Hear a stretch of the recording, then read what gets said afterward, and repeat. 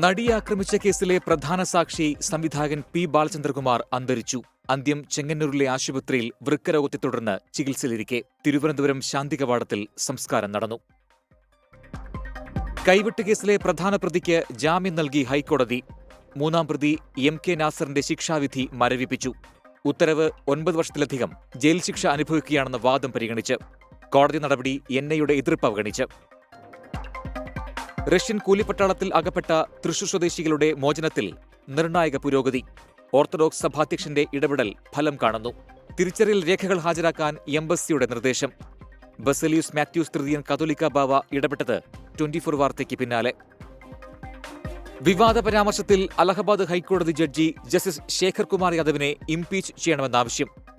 55 എംപിമാർ ഒപ്പിട്ട ഇംപീച്ച്മെന്റ് പ്രമേയം രാജ്യസഭാ സെക്രട്ടറി ജനറലിന് കൈമാറി. കണ്ണൂർ തോട്ടട ITA സംഘർഷങ്ങൾക്കിടെ KSU യൂണിറ്റ് പ്രസിഡന്റിനെ മർദ്ദിച്ച കേസിൽ SFI പ്രവർത്തകൻ അറസ്റ്റിൽ. അറസ്റ്റിലായത് KSU യൂണിറ്റ് പ്രസിഡന്റ് മുഹമ്മദ് റിബിനെ ആദ്യം ആക്രമിച്ച അമൽ ബാബു. സംഘർഷത്തെ തുടർന്ന് അടച്ചിട്ട ക്യാമ്പസ് ചൊവ്വാഴ്ച വീണ്ടും തുറക്കാൻ തീരുമാനം.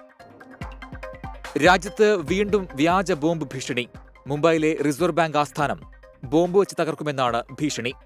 ഡൽഹിയിലെ 6 സ്കൂളുകൾക്കും സന്ദേശം ലഭിച്ചു. സംശയാസ്പദമായി ഒന്നും കണ്ടെത്താനായില്ല. ചെങ്ങന്നൂരിൽ ഭിന്നശേഷി വിദ്യാർത്ഥിനിക്ക് ട്യൂഷൻ ടീച്ചറുടെ ക്രൂരമർദ്ദനം. 6ാം ക്ലാസ് വിദ്യാർത്ഥിനിയെ ട്യൂഷൻ ടീച്ചർ ചുരലുകൊണ്ട് മർദ്ദിച്ചു. ട്യൂഷൻ ടീച്ചർ ശൈലജയ്ക്കെതിരെ ചെങ്ങന്നൂർ പോലീസ് കേസെടുത്തു. രേണുകാസ്വാമി കൊലപാതക കേസിൽ കന്നഡ നടൻ ദർശനും നടി പവിത്ര ഗൌഡയ്ക്കും ജാമ്യം. ആരോഗ്യ പ്രശ്നങ്ങൾ ചൂണ്ടിക്കാട്ടി ഇടക്കാല ജാമ്യത്തിൽ ദർശൻ നേരത്തെ തന്നെ പുറത്താണ്. മറ്റു പ്രതികൾ തിങ്കളാഴ്ച ജയിൽ മോചിതരാകും.